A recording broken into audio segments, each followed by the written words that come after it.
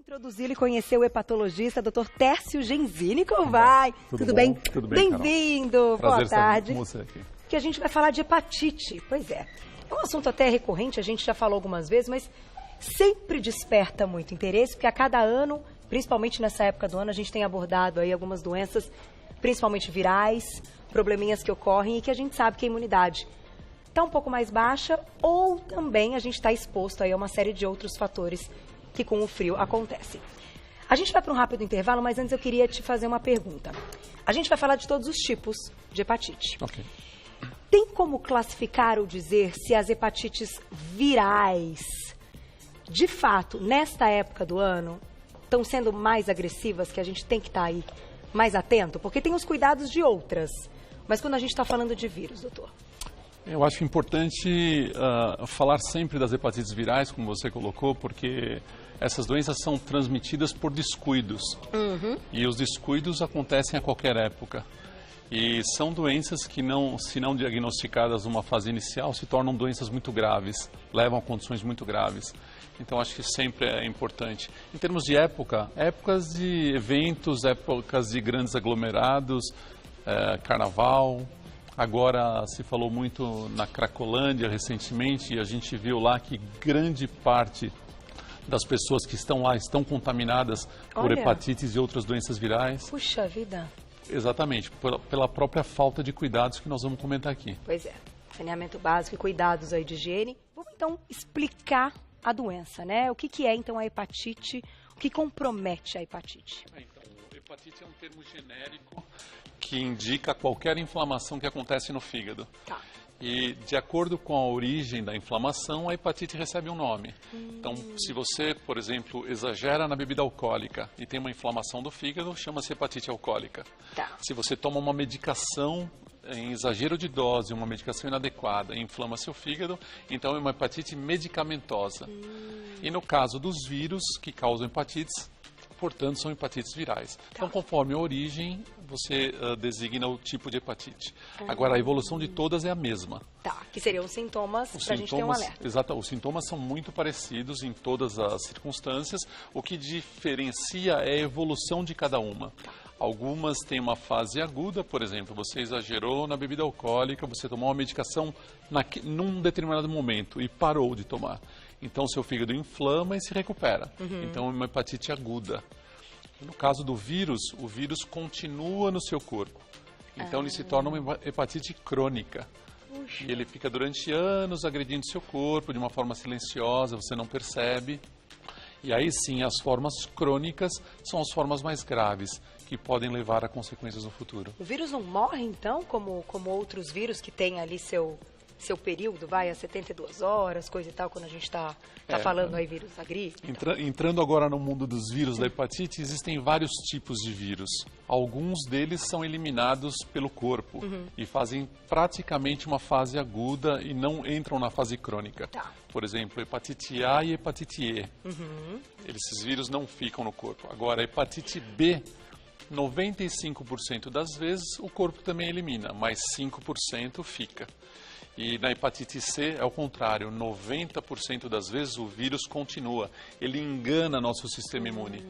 Ele se transforma, ele se modifica geneticamente, nosso sistema imune não consegue eliminar e ele continua no corpo, indo para a fase crônica.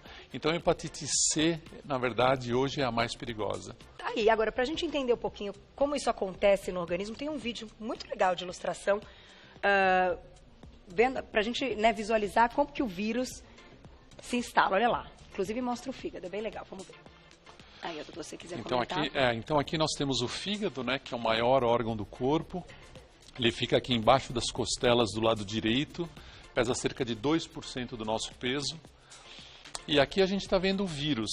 O vírus aqui, essa cobrinha aqui verdinha, né, que ele está no interior de uma célula, no interior de um invólucro de gordura, na verdade, é um invólucro lipídico.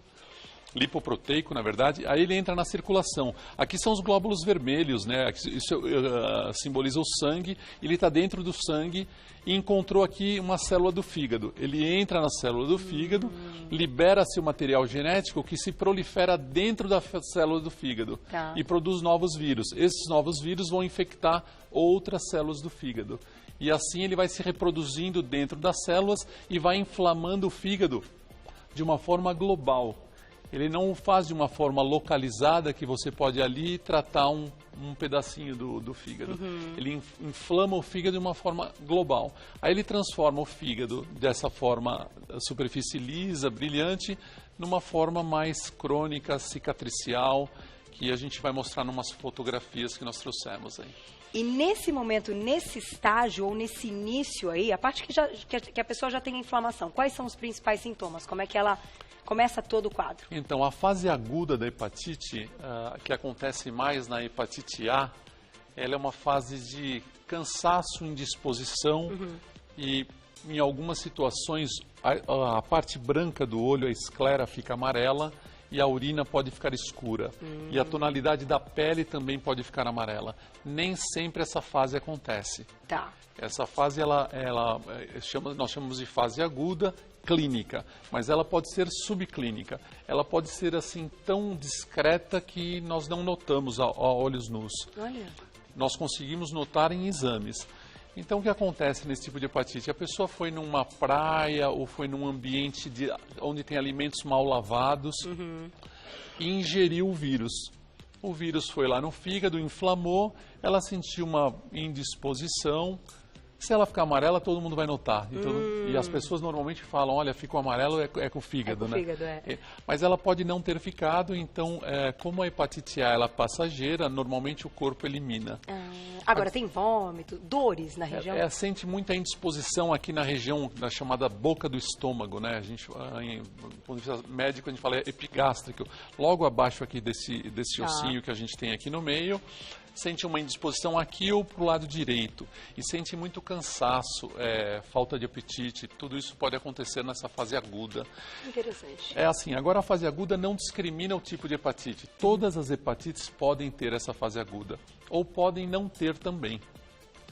Pode ser silencioso. Pode ser silencioso, exatamente. E aí que é perigoso. E aí que é perigoso. Dá febre, não? Não dá febre, normalmente a hepatite não dá febre. A urina pode ficar escura, as fezes mais claras, mas muitas vezes ela acontece numa forma que nós chamamos de subclínica, que não se percebe. Então o que acontece? Quem se expôs a um risco, principalmente da hepatite B e C, que são relações sexuais com pessoas desconhecidas, sem proteção, ou foi num salão de beleza, onde os instrumentos não são bem esterilizados. Aí está o perigo, ó. Exatamente. Ou teve um contato com uma agulha, ou inalou uma droga. Muitas pessoas falam, mas inalando na parte respiratória não transmite. O que acontece é que as pessoas compartilham os objetos de inalação e um aspira o sangue do outro que fica dentro do canudinho, né? Então isso vai transmitindo de um para o outro, sem perceber. Por isso o lance da Cracolândia, inclusive, que a gente vai comentar. Exatamente. Vamos falar do fígado, né? Dar uma detonada que pela imagem a gente já vê de cara, né? Agora, doutor, para chegar nesse ponto, é algo que está ali já há muito tempo, ou mesmo nas crises, nessa hepatite viral no momento agudo, como você comentou, o fígado também já fica meio detonado? Não, então, esse é o fígado normal, primeiro, e ele tem essa superfície lisa, né, como eu falei, brilhante, e aqui já é um fígado cirrótico. Que é já bem grave. Essa é a última fase, ela demora anos para acontecer. Tá. É assim, nas formas mais agressivas do vírus, demora 5 a 10 anos para trazer o fígado de uma forma normal para essa forma cirrótica. Se puder passar o próximo... Vamos ver a próxima foto. A próxima foto, ela vai mostrar as fases de cada desse processo. E o ideal é que as pessoas, até pelo consumo do álcool exagerado, façam exames para estarem mais atentos de como está o fígado, dependendo dessa faixa etária da vida, assim, no momento da vida? Então, cada vez mais se faz exames do fígado, porque um em cada 5 adultos tem alguma alteração no fígado. Tá.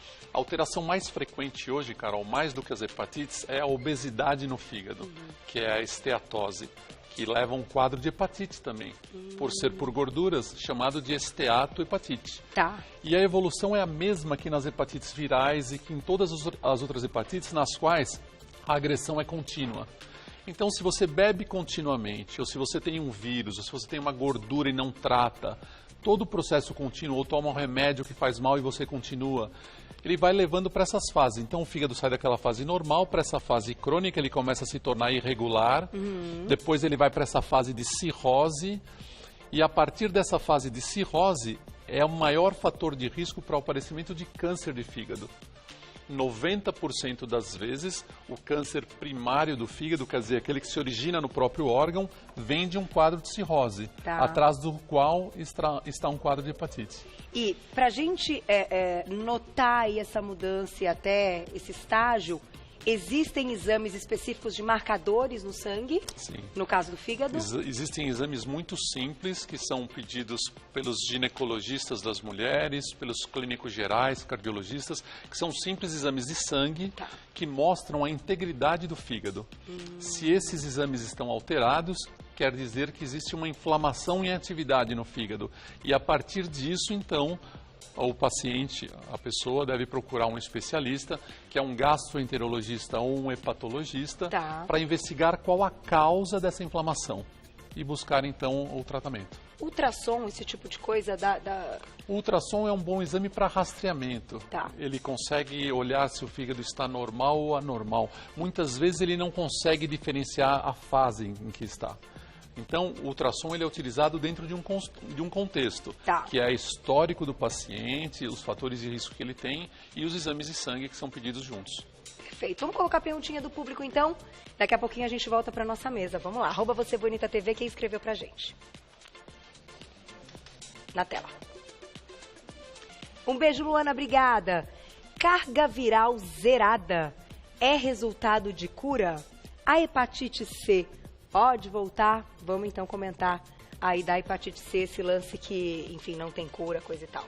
Então, essa é uma boa pergunta, provavelmente alguém que conhece do assunto, porque a carga viral, ela mede a quantidade de vírus na circulação. E quando zera a carga viral, significa que se eliminou o vírus. O critério de cura é a persistência dessa carga viral zerada. Então, uma vez que zerou a carga viral, não se deve abandonar o tratamento, está tudo resolvido. Deve-se continuar acompanhamento e a persistência dessa carga viral zerada, mais a normalização dos outros exames do fígado que atestam a cura.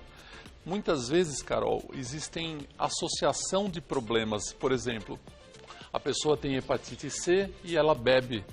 Ou ela tem hepatite C e ela é obesa. Ou as três coisas ao mesmo tempo. Então, você trata um problema, mas você tem que tratar os outros também. Senão o fígado continua sendo agredido. Entendi. E isso deve ser feito por um especialista. E no caso que encontrou aí essa resposta no exame de carga viral zerada, um paciente como esse, precisa dosar em períodos mais curtos, várias vezes. Normalmente nós dosamos a cada 6 meses a carga viral. E o primeiro período de 6 meses com ela zerada, nós chamamos de resposta sustentada. Isso é um grande indício que o problema do vírus está resolvido. Isso funciona bem para hepatite C. Já a hepatite B, ela é diferente. Ela necessita de um tratamento contínuo por um tempo maior, mesmo com a carga zerada. Portanto, tem que ser avaliado caso a caso. Vamos para mais uma perguntinha do público, olha lá.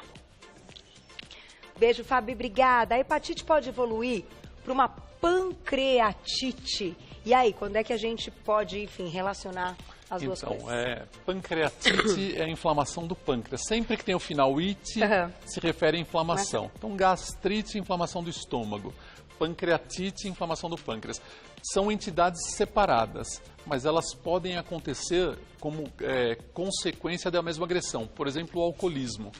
O alcoolismo é uma frequente causa de pancreatite. Então, a pessoa que bebe muito, ela pode ter hepatite, pode ter pancreatite, pode ter gastrite, quer dizer, todos os órgãos serem afetados. Agora, a hepatite em si, ela não leva a pancreatite, são entidades separadas. Elas podem ser causadas pelo mesmo agente, mas não é um que leva ao outro. Agora, doutor, antes até de colocar mais uma pergunta do público, você comentou no início que são cuidados muito básicos, muito fáceis, que podem evitar tudo isso. É verdade. Né? E o que a gente pode fazer? O que é o mais próximo do nosso dia a dia que a gente pode fazer? Enfim, porque quanto menos gente também contaminada, menos vírus teremos circulando, né? Exatamente. Então, o que acontece, as pessoas, existem situações que a pessoa nasce com o vírus por transmissão durante o parto. Isso acontece principalmente na hepatite B, se a mãe desconhecer que é portadora ou se ela conhecer e não tomar os cuidados necessários durante o parto. Tá. Porque se a criança for vacinada e receber um soro durante o parto, ela não transmitirá o vírus. Puxa, que legal. Então é assim, a mãe que sabe tem que tomar esse cuidado. Então normalmente as pessoas nascem sem vírus. E o vírus, ele está presente no ambiente ou presente em outra pessoa. Então devem-se tomar os cuidados com a transmissão. Os cuidados com a transmissão dos vírus da hepatite A e E são os cuidados de alimentos bem lavados. Então, quando você vai num local que o alimento não está bem lavado, você está se expondo ao risco. Mas se em casa você lava principalmente os alimentos crus, você vai evitar esse risco. Tá. Porque a contaminação é fecal-oral, é alimento contaminado por fezes humanas. Então, quer dizer, você lavando bem, você evita.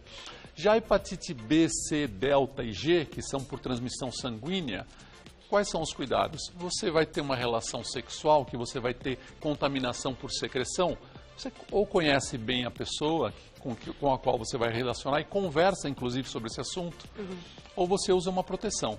Tá. Você vai evitar o contato.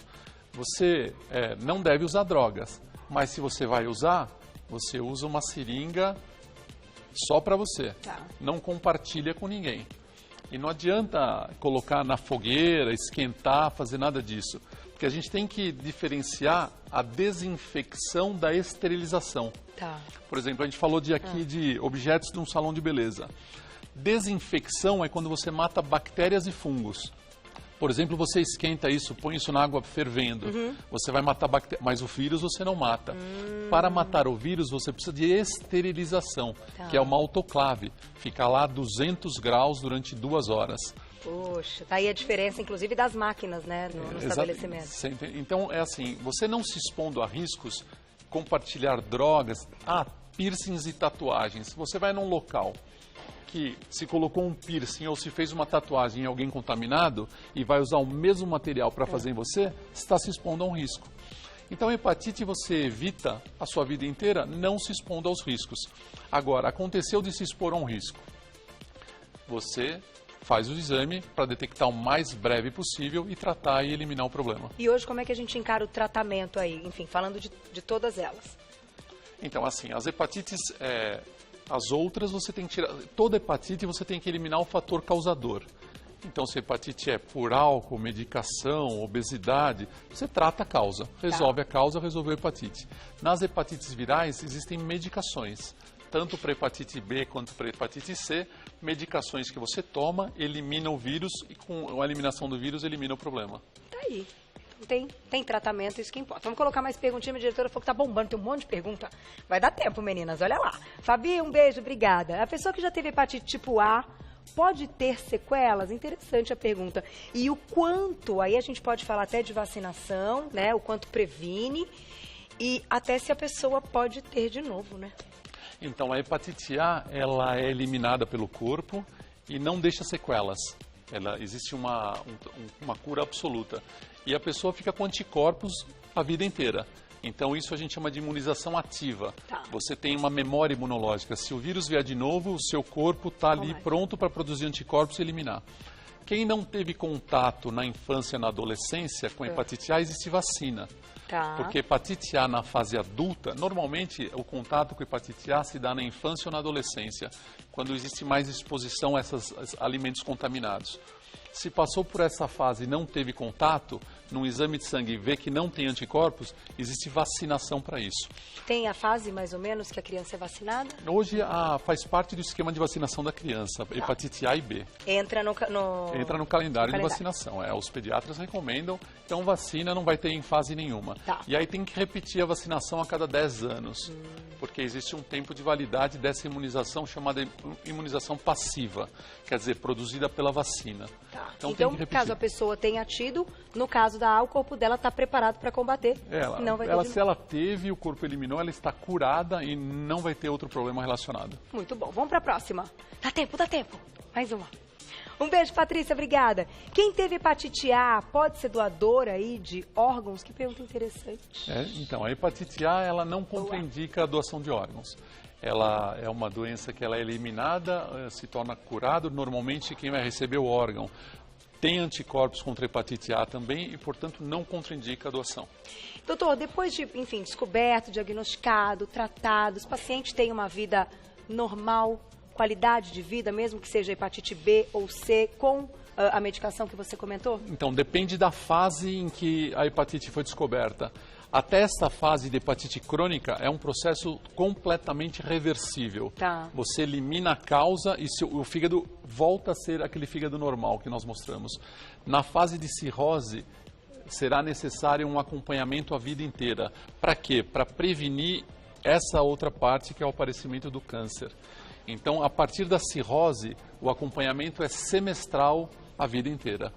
Em termos de qualidade de vida, depende muito da função do fígado. Quando o fígado tem boa função, significa que a pessoa não tem sintomas, ela pode ter sim uma boa qualidade de vida, com orientações. Tá aí, só posso agradecer, né? Super aula, Dr. Tércio Genzini, hepatologista. Tem um telefone aqui para quem tiver dúvidas, 3798-9133. Tem um site, www.hepato.com.br. hepato.com.br, já pode encontrar o doutor. Obrigada. Maravilhoso. Obrigado pelo convite. Muito bom, até a próxima. Muito obrigado. Obrigada.